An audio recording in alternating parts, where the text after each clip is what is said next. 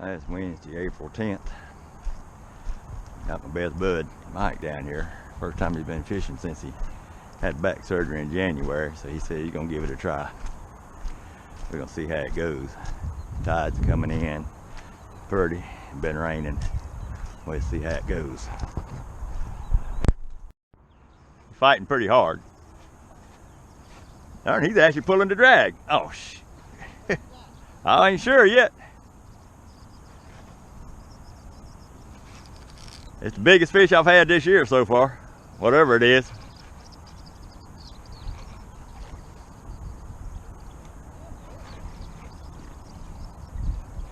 It's either a big blue, it might be a, I ain't sure what it is. What is it? A big old blue fish. Come here, fish.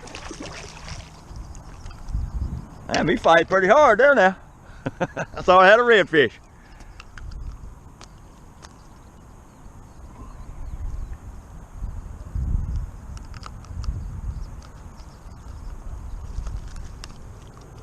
And out.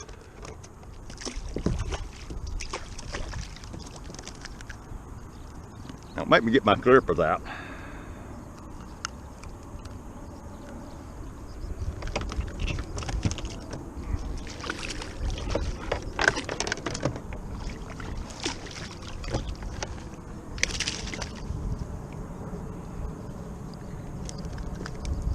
Hold still. Professional at work right here. Come here.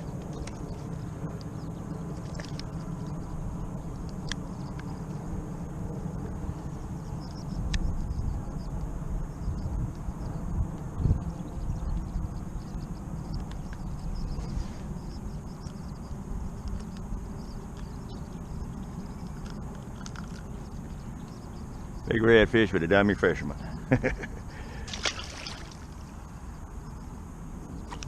That's the hardest fighting fish I've had this year.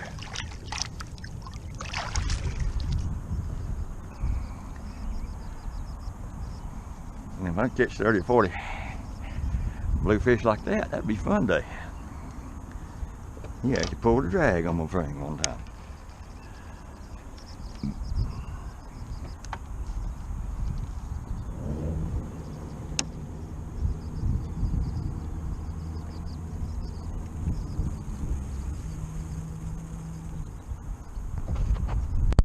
Here.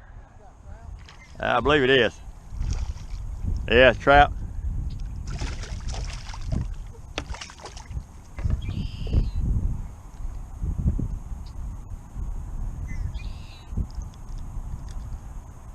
There you go. Little trout, number 2 fish. Mike set up over there. I'm set up over here. And the fish usually are right out there in this fork right here. It's deep around this bend, and gotten some pretty good schools right around in here. That was either my first or second cast. Well, it might have been my first cast out there. Dropped my anchor pole, it actually worked. I saw a clear spot along the oyster beds here. I said, well, maybe it's soft enough I can get a hold. I dropped it down and luckily it grabbed. I don't know how long, but working so far.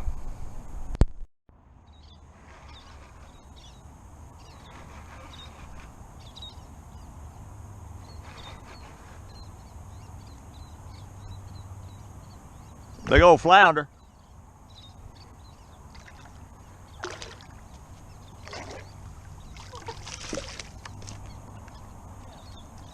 Hey, there you go, self-release. I'm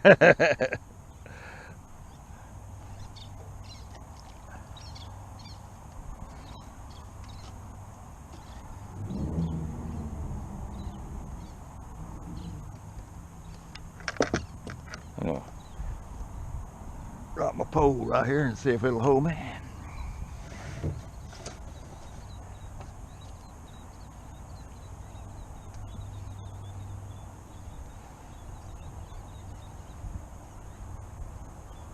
It's braid line.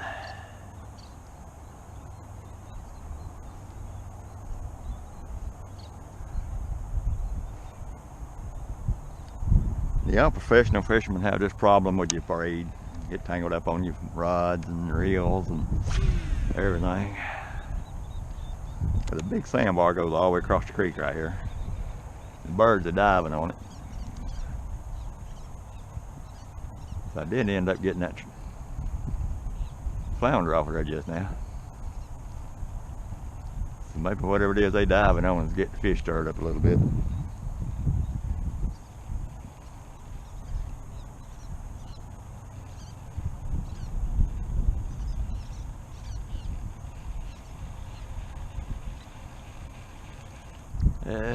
Let's see.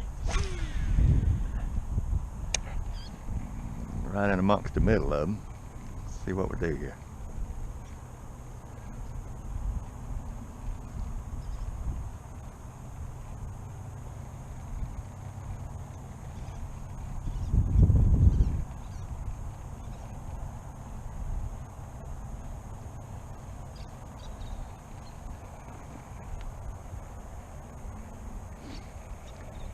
On Facebook, let's see, yeah, camera's still on. I'm gonna tell you something here. On Facebook this week, my buddy posted a video that had it on the news. This road, you see where that car, I guess you can see it.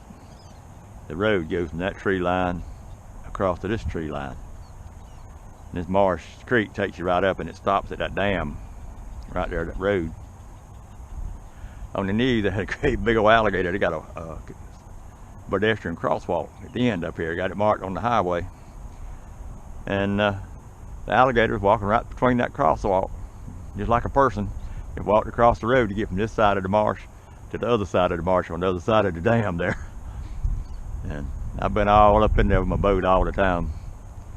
And didn't realize it was that big alligator was up in there. I've never seen him, but like I say, big enough it made the news where somebody filmed me just walking across the street. Pretty funny. You might be able to Google it and see it. Alligator crosses at the crosswalk. I think that might bring it up. Pretty neat. It just happened this week, I think it was. So much for that. Here. I don't know what he is. He's fighting pretty good. Might be another good sized bluefish. No, good sized trout. How about that? Uh-oh. Took him off too. Them self-releases are nice. I don't have to fool with it and get my hands all stinky. Caught him out the deep hole right there. So, I'm gonna count him. I know a lot of people don't count him, but I cheat. If I get him to the boat, he's caught. I just don't have to take him off the hook, which is self-release. Let's see if I can do that again.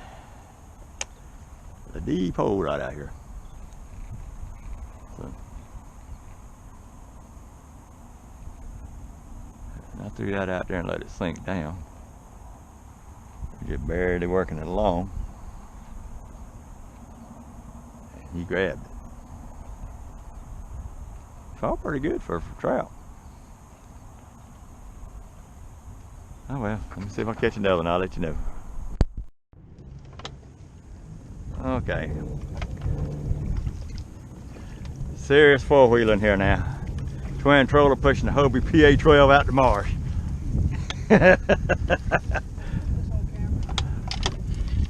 What's happening, my little hesitation in the pedals isn't working too good sometimes. You keep you going. Okay, let me get back lined up with you. There's about a 2-second hesitation or so in the motor. Yeah, yeah, you got your motor hung in it. We out here playing in the thick stuff, trying to get to the big creek.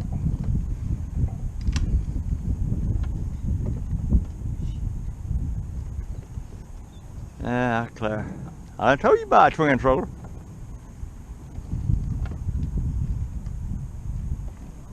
You listen to me, you old tightwad. There you go.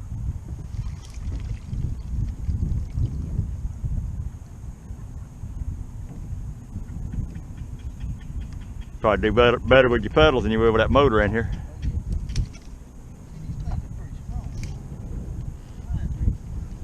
Alright, let me ease in behind you here.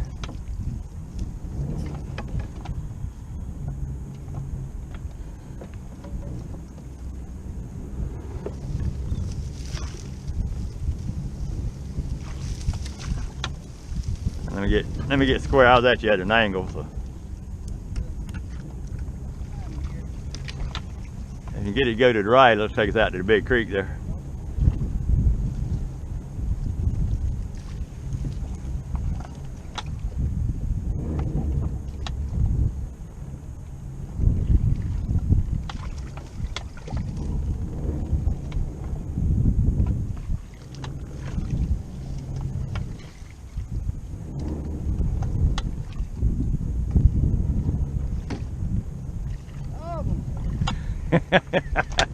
Wait a minute, let me get behind you here. I'll push you down.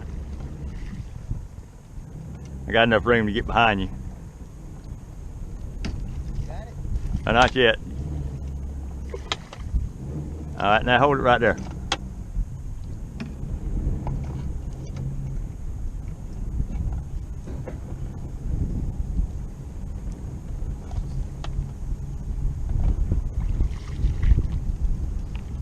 Your rudder won't work?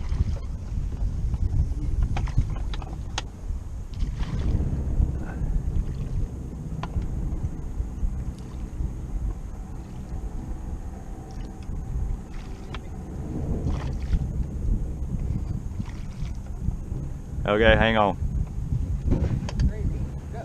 Go left here, don't you? Yeah.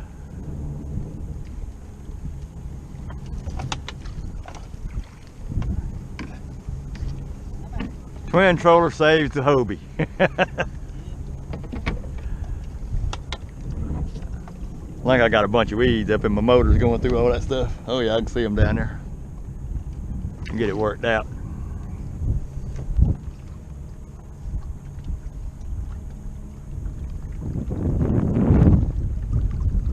I got them hung all up on my depth finder back there.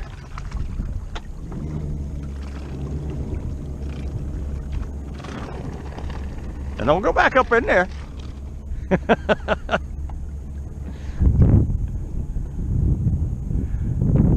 is gonna be funny on YouTube. Two dummies playing in the woods.